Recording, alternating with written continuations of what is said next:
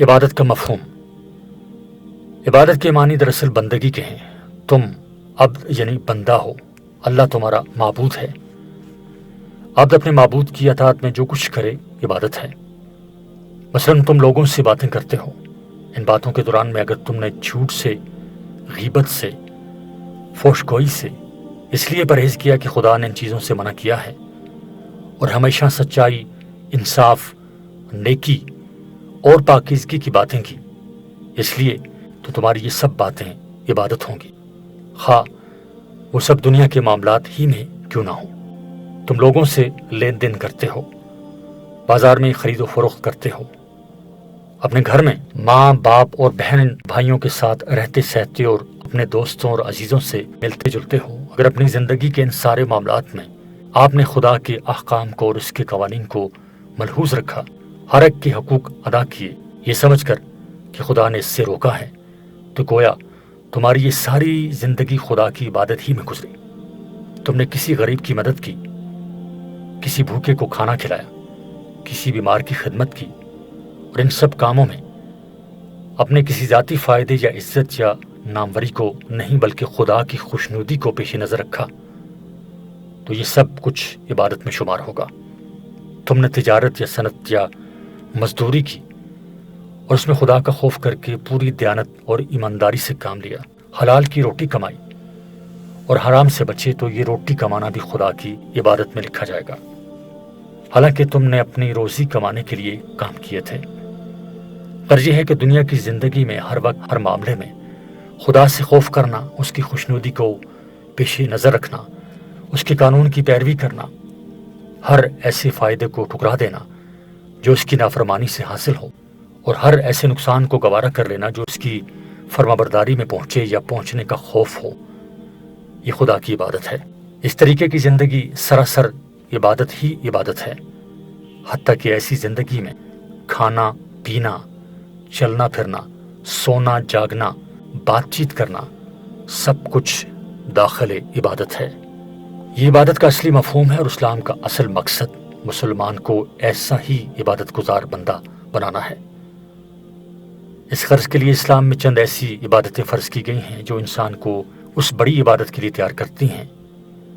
گویا یوں سمجھو کہ یہ خاص عبادتیں اس بڑی عبادت کے لیے ٹریننگ کورس کی حیثیت رکھتی ہیں۔ جو شخص یہ ٹریننگ جتنی اچھی طرح لے گا، وہ اس بڑی اور اصلی عبادت کو اتنی ہی اچھی طرح ادا کر سکے گا۔ اس لیے ان خاص عبادتوں کو فرض عین قرار دیا گیا ہے، اور انہیں ارکان دین یعنی دین کے ستون کہا گیا ہے۔ جس طرح ایک عمارت چند ستونوں پر قائم ہوتی ہے، اسی طرح اسلامی زندگی کی عمارت بھی ان ستونوں پر قائم ہے۔ ان کو توڑ دو گے تو اسلام کی عمارت کو گرا دو گے۔ نماز۔ ان فرائض میں سب سے پہلا فرض نماز ہے۔ یہ نماز کیا ہے؟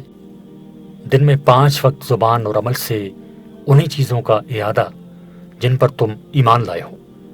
تم صبح اٹھے اور سب سے پہلے پاک صاف ہو کر اپنے خدا کے سامنے حاضر ہو گئے، اس کے سامنے کھڑے ہو کر، بیٹھ کر، جھک کر، زمین پر سر ٹیک کر اپنی بندگی کا اقرار کیا، اس سے مدد مانگی، اس سے ہدایت طلب کی، اس سے اطاعت کا عہد تازہ کیا، اس کی خوشنودی چاہنے اور اس کے غضب سے بچنے کی خواہش کا بار بار اعادہ کیا، اس کی کتاب کا سبق دہرایا، اس کے رسول کی سچائی پر گواہی دی، اور اس دن کو بھی یاد کر لیا جب تم اس کی عدالت میں اپنے اعمال کی جواب دہی کے لیے حاضر ہو گئے۔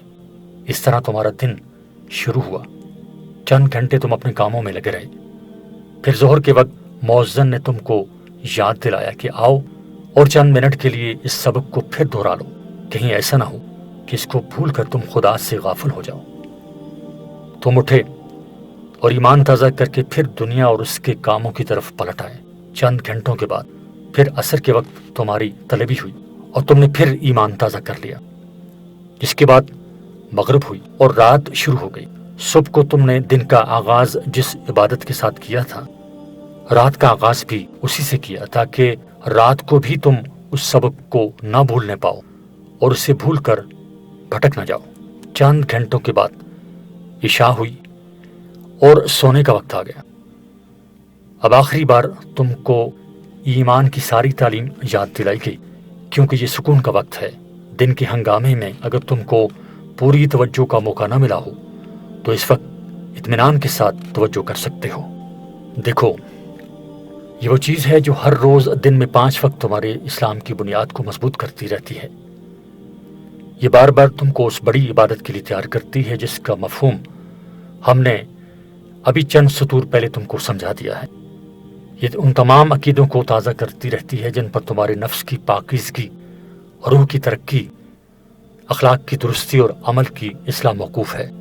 غور کریں، وضو میں آپ اس طریقے کی کیوں پیروی کرتے ہو جو رسول اللہ صلی اللہ علیہ وآلہ وسلم نے بتایا ہے، اور نماز میں وہ سب چیزیں کیوں پڑھتے ہو جو آپ نے تعلیم کی ہیں۔ اسی لیے نا کہ تم حضرت صلی اللہ علیہ وآلہ وسلم کی اطاعت کو فرض سمجھتے ہو۔ قرآن کو تم قصداً غلط کیوں نہیں پڑھتے؟ اسی لیے نا کہ تمہیں اس کے کلام الہی ہونے پر یقین ہے۔ نماز میں جو چیزیں خاموشی کے ساتھ پڑھی جاتی ہیں، اگر تم ان کو نہ پڑھو یا ان کی جگہ اور کچھ پڑھ دو تو تمہیں کس کا خوف ہے؟ کوئی انسان تو سننے والا نہیں۔ ظاہر ہے کہ تم یہی سمجھتے ہو کہ خاموشی کے ساتھ جو کچھ ہم پڑھ رہے ہیں اسے بھی خدا سن رہا ہے، اور ہماری کسی ڈھکی چھپی حرکت سے بھی وہ بے خبر نہیں۔ جہاں کوئی دیکھنے والا نہیں ہوتا وہاں کون سی چیز تمہیں نماز کے لیے اٹھاتی ہے؟ وہ یہی اعتقاد تو ہے کہ خدا تم کو دیکھ رہا ہے۔ نماز کے وقت ضروری سے ضروری کام چھوڑا کر کون سی چیز تمہیں نماز کی طرف لے جاتی ہے؟ وہ یہی احساس تو ہے کہ نماز خدا نے فرض کی ہے۔ جاڑے میں صبح کے وقت اور گرمی میں دوپہر کے وقت اور روزانہ شام کی دلچسپ تفریحوں میں مغرب کے وقت کون سی چیز تم کو نماز پڑھنے پر مجبور کر دیتی ہے؟ وہ فرض شناسی نہیں تو اور کیا ہے؟ پھر نماز نہ پڑھنے یا نماز میں جان بوجھ کر غلطی کرنے سے آپ کیوں ڈرتے ہو؟ اسی لیے نا کہ آپ کو خدا کا خوف ہے اور تم جانتے ہو کہ ایک دن اس کی عدالت میں حاضر ہونا ہے۔ اب بتاؤ کہ نماز سے بہتر اور کون سی ٹریننگ ہو سکتی ہے جو تم کو پورا اور سچا مسلمان بنانے والی ہو؟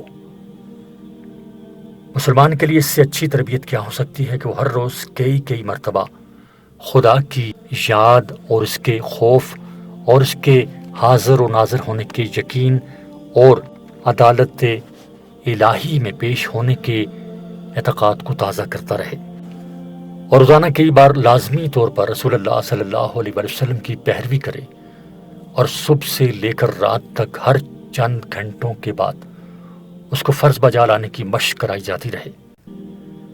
ایسے شخص سے یہ امید کی جا سکتی ہے کہ جب وہ نماز سے فارغ ہو کر دنیا کے کاموں میں مشغول ہوگا تو وہاں بھی وہ خدا سے ڈرے گا اور اس کے قانون کی پیروی کرے گا، اور ہر گناہ کے موقع پر اس کو یاد آ جائے گا کہ خدا مجھے دیکھ رہا ہے۔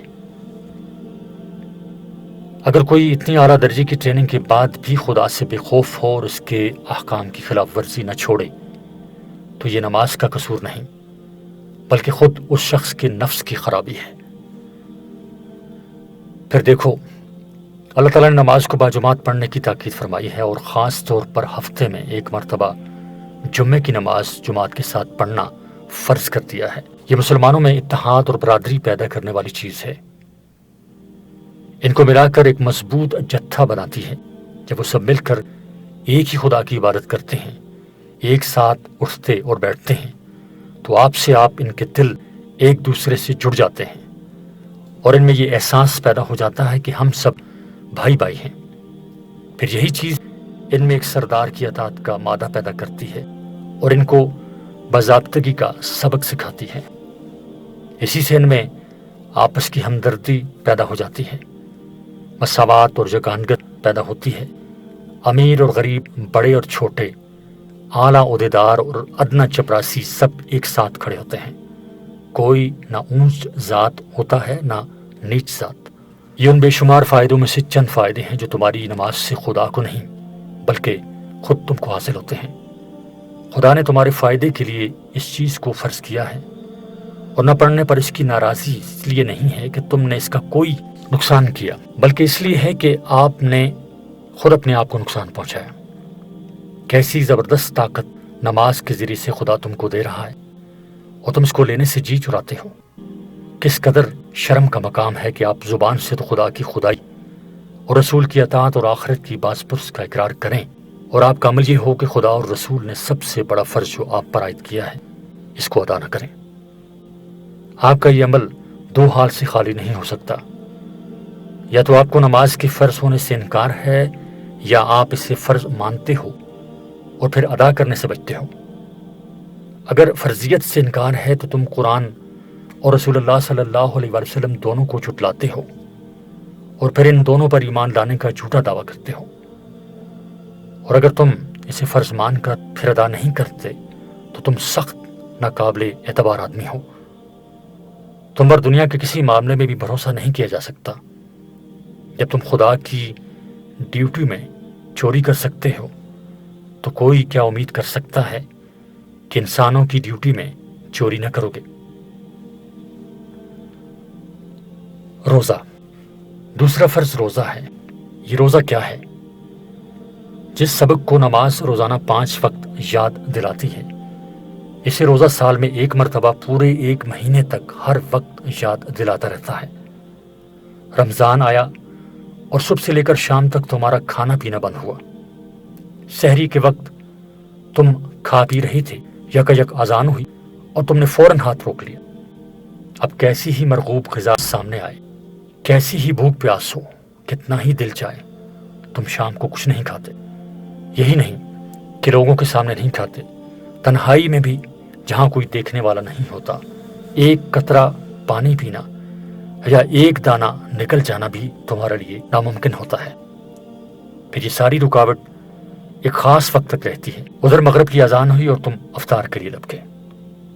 اب رات بھر پھر بے خوف و خطر تم جب اور جو چیز چاہتے کھاتے ہو۔ غور کرو یہ کیا چیز ہے؟ اس کی تہ میں خدا کا خوف ہے، اس کے حاضر و ناظر ہونے کا یقین ہے، آخرت کی زندگی اور خدا کی عدالت پر ایمان ہے، قرآن اور رسول کی سخت اطاعت ہے، فرض کا زبردست احساس ہے، صبر اور مصائب کے مقابلے کی مشق ہے، خدا کی خوشنودی کے مقابلے میں خواہشات نفس کو روکنے اور دبانے کی طاقت ہے۔ ہر سال رمضان کا مہینہ آتا ہے تاکہ پورے 30 دن تک یہ روزے تمہاری تربیت کریں اور تمہارے اندر یہ تمام اوصاف پیدا کرنے کی کوشش کریں تاکہ تم پورے اور پکے مسلمان بنو، اور یہ اوصاف تمہیں اس عبادت کے قابل بنائیں جو ایک مسلمان کو اپنی زندگی میں ہر وقت بجا لانی چاہیے۔